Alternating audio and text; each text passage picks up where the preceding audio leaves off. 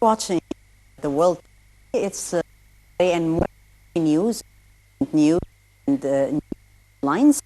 Meeting with thoroughly pieces of news. We have with us Mr. Abdellatif Wahba, journalist. Thank you so much, Mr. Wahba, for joining Nile TV. And the first headline that we read comes from Al-Ahram online that reads, Sisi renews call for creating a joint Arab military force. President Abdel Fattah al-Sisi renewed his call for the creation of a joint Arab military force during the inauguration of the 12th Thought Foundation that in Cairo. The president said that the formation of such a force of the importance of integrating the Arab world to defend the interests of Arabs. He proposed the joint Arab military force back in March during economic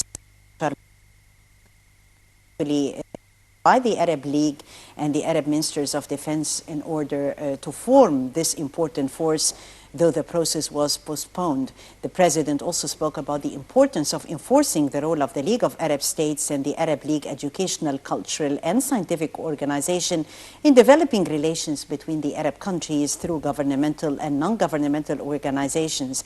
The president stressed on the importance of integration between Arab countries and the need to promote the role of the Arab finance institutions in order to support the economic development in the region. As we can see, Mr. Wahba, that they are actually linked, stability and security and economic flourishing in the Arab nations. So the echo of the president's calls regionally and internationally, particularly that it's really timing to create the Arab military force. As you know that President Abdel Fattah al-Sisi offered his initiation for the Arab forces in Sharm el-Sheikh, I think, in March at the economic summit. Economic summit, and also in the Arab League summit in Sharm el-Sheikh.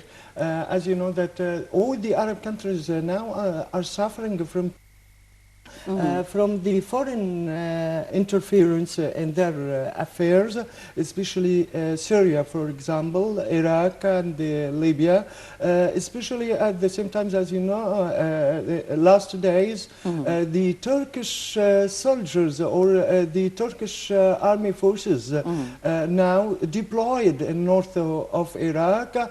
So if they responded to the Egyptian initiatives, to form the Arab forces, especially to use it in some critical moment, like in Yemen, like in Iraq, and so on.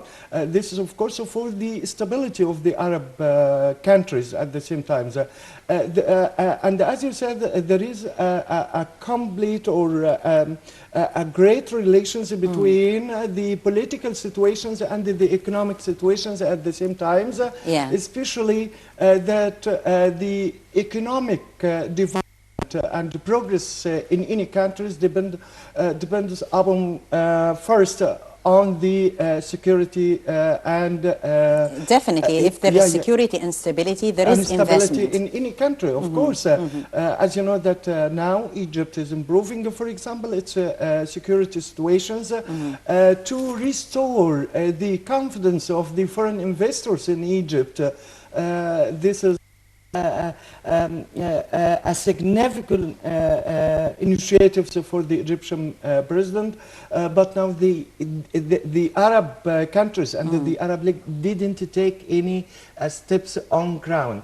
They need to take more steps on the ground, especially that the whole world at the same time is like moving to blocks. They also need to work on the issue of economic integration, the role of the Arab finance institutions to support economic development in Arab nations. Another important headline, President al-Sisi to visit Athens on Tuesday for the summit with Greece and Cyprus leaders.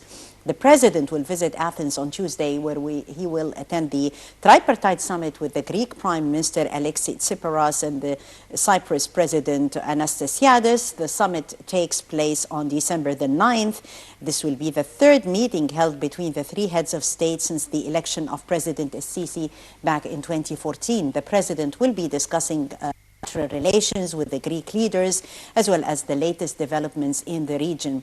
Sisi will also be meeting with the Speaker of the Parliament and meet with Greece's Minister of Defense, discussing Egyptian-Greek military and security cooperation with a focus on the threat of terrorism in the region. The President is set to attend an Egyptian-Greek businessman summit in Athens to discuss economic cooperation and development between the two countries, particularly with regards to the energy sector.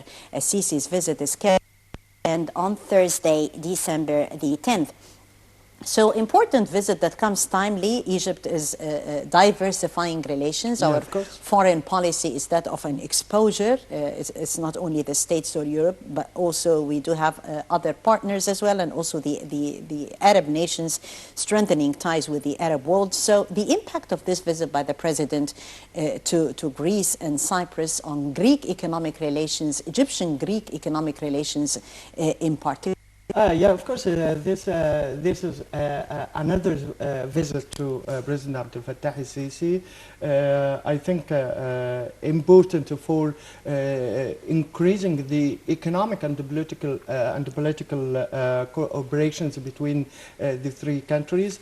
As you know, that Egypt discovering the natural gas in the Mediterranean, some countries at the same time try to make or to provoke Cyprus and Greece against Egypt, as they said it is the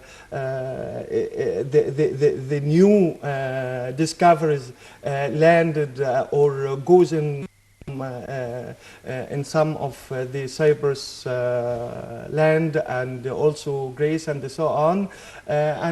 So hopefully we're going to come out with a fruit in the field of energy. This, I guess this is considered to be the highlight. Of course. The energy sector.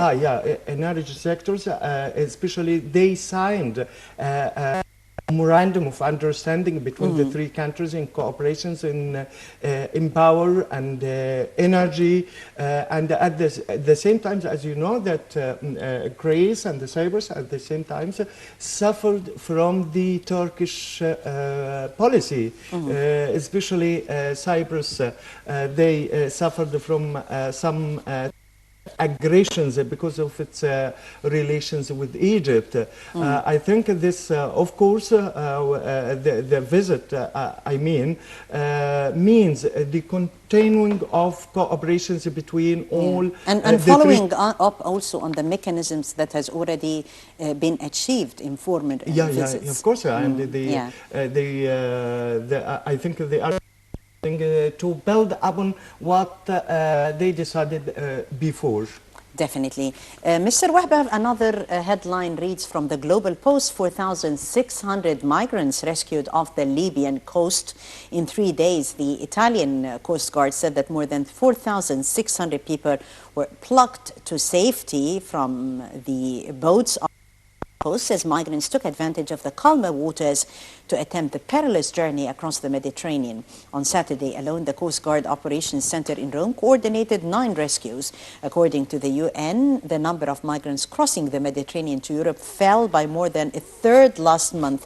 Mr. Wahba, why do you think the number fell for a third last month? Is this due to the bad weather or due to what? This, of course, to the bad weather, this first of all, and as you know... And this brings the migrants issue into consideration. Of course, and the President Sisi discussed this, I think, this issues with some European leaders and governments like Italy, like Greece, and Cyprus at the same time, but you know, the deteriorated political situations in Libya made their land opened for all the migrants from the African countries, trying to see, and the Syrian and the Iraqi at the same time, trying to seek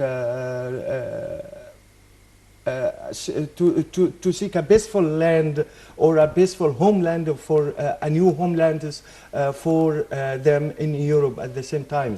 The Daily Star, the headline reads, the US-led coalition denies strikes hit army bases. Syria is expressing outrage.